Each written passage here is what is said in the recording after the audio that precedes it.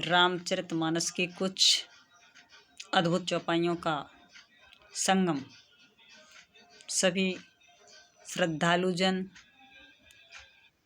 प्रसन्न चित्त होकर सुने। मंगल भवने अमंगल हारी,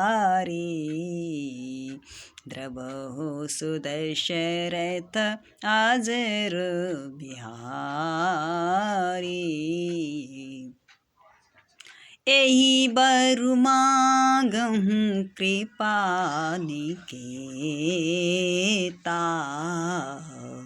बसहु अनुज सिय हृदय समेता।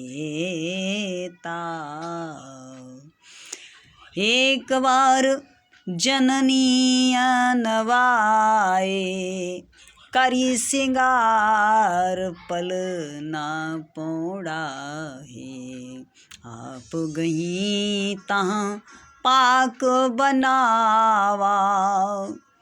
अब उन्होंने प्रभु के स्वरूप को दो जगह देखा, इधर पालने में खेल रहे हैं, उधर रसोई घर में देखा तो क्या देखा, भगवान श्री राम का बाल स्वरूप वहाँ भी दिख रहा है। और यहाँ उहाँ दुई बालक देखा, मते भ्रम मोर भयो तेहि लेखा। ये चौपाई जहाँ पर एक बार या तेहि अवसर आता है तो वहाँ समझ लीजिए कोई न कोई रहस्य है, कोई न कोई कारण है। तो उस कारण पर अगर व्याख्या की जाए तो व्याख्या इतनी बड़ी हो जाएगी जिसको समझाने में काफ़ी समय लगेगा। किंतु हमने यहाँ पर कुछ चौपाइयों का जगह जगह की चौपाइयों को लिया है। तो वहाँ पर देखिए सर्वप्रथम जब सती जी और शिव जी चलते हैं कुंभज ऋषि के आश्रम में, वहाँ से हम प्रसंग उठाते हैं शिव कथा का। एक बार कुंभज ऋषि पाही, और एक बार त्रेता युग माही, शंभु गए कुंभज ऋषि पाही, संग सती जग जननी भवानी। संग सती जग जननी भवानी, पूजे ऋषि अखिलेश्वर जानी।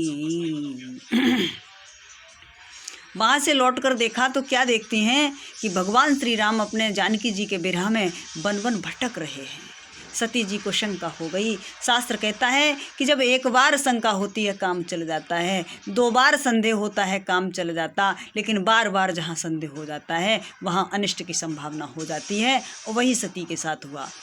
सती ने कहा, हे प्रभु, आप जिनका ध्यान धरते हैं क्या ये वही राम हैं जो पत्नी के विरह में इतने व्याकुल हैं और हमारी समझ में नहीं आता। शिव ने कहा कि हाँ सती जी, ये वही राम हैं। तो उन्होंने कहा मुझे विश्वास नहीं होता। तो उन्होंने कहा परीक्षा ले लो। अब इधर तो उन्होंने शिव जी की बात नहीं मानी, दूसरे परीक्षा लेने चल दी हैं। तो वहाँ पर क्या देखा, और सीता जी का वेश धारण कर लिया। भगवान श्री राम जगतपति पहचान लिया। तब वो क्या कहते हैं, कहु सती कहाँ हैं वृष के तू, विपिने अकेले फिरहु के ही है तू। तुम अकेली वन में क्यों घूम रही हो, भगवान शिव कहाँ हैं।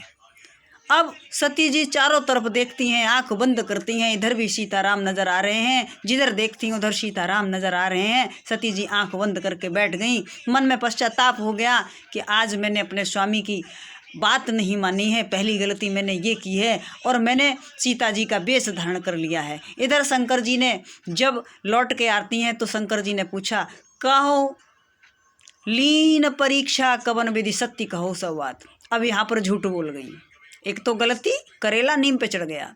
यहाँ भी झूठ बोली कछु न परीक्षा लीन गुसाई, कीन प्रणाम तुम्हारी नाई। लेकिन शंकर तो सब देख चुके थे, समझ रहे थे। सती यहाँ भी झूठ बोली तो शंकर जी ने क्या किया कि तब शंकर देखे उधर ध्यान, सती जो चरित रचा सब जाना।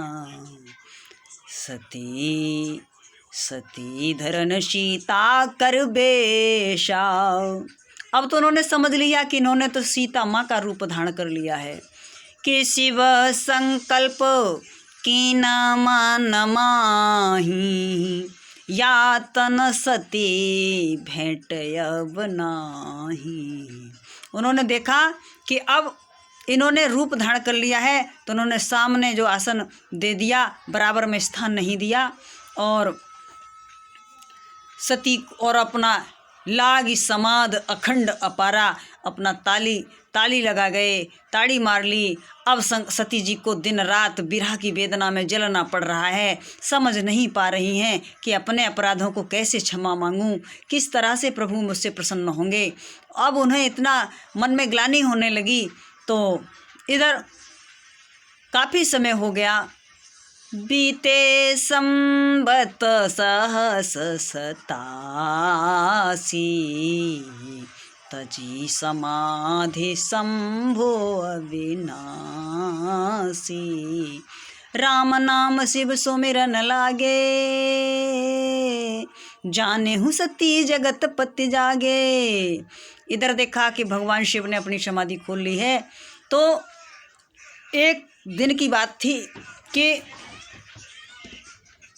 राजा दक्ष प्रजापति ने एक यज्ञ रचा जिसमें सारे देवी देवताओं को बुलावा भेजा, लेकिन शिव को नहीं बुलाया। तो विमान आकाश मार्ग से जा रहे हैं। जब विमान आकाश मार्ग से जा रहे हैं तो सती ने कहा कि स्वामी ये विमान किधर जा रहे हैं? तो उन्होंने कहा तुम्हारे पिता ने एक यज्ञ रचा है, उसमें सबको निमंत्रण दिया है। तो कहा स्वामी मुझे भी जाना चाहिए। उन्होंने कहा मुझे तो बुलाया नहीं है। नहीं मानी कि मैं तो जाऊंगी। शंकर जी समझ गए त्रिया हट और बाल हट। उन्होंने अपने कुछ गणों के साथ भेज दिया और बहुत समझाया था कि बिना बुलाए अगर जा रही हो तो अपमान होगा। सती ने पूछा तुम्हें क्यों नहीं बुलाया?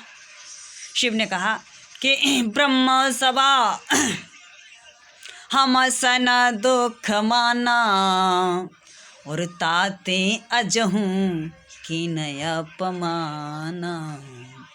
एक बार ब्रह्म की सभा लगी हुई थी, सब लोगों ने खड़े होकर इनका अभिवादन किया, लेकिन मैंने अपने आसन को नहीं छोड़ा, मैंने अभिवादन नहीं किया। उससे वो रुष्ट हो गए और आज भी मुझे स्वीकार नहीं करते हैं, बुलाते नहीं हैं।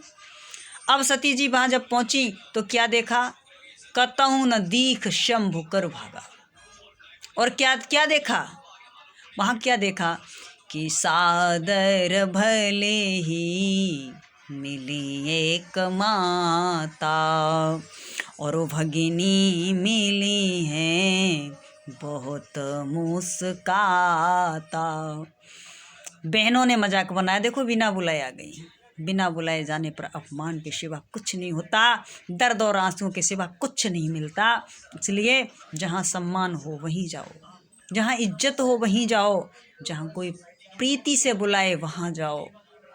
अप्रीत में खिलाया हुआ 56 प्रकार का भोजन भी व्यर्थ होता है, और प्रीत में खिलाया हुआ नमक वाला भोजन भी बड़ा स्वादिष्ट आता है, क्योंकि भोजन में प्रेम का स्वाद होता है, अहंकार का नहीं, अपमान का नहीं।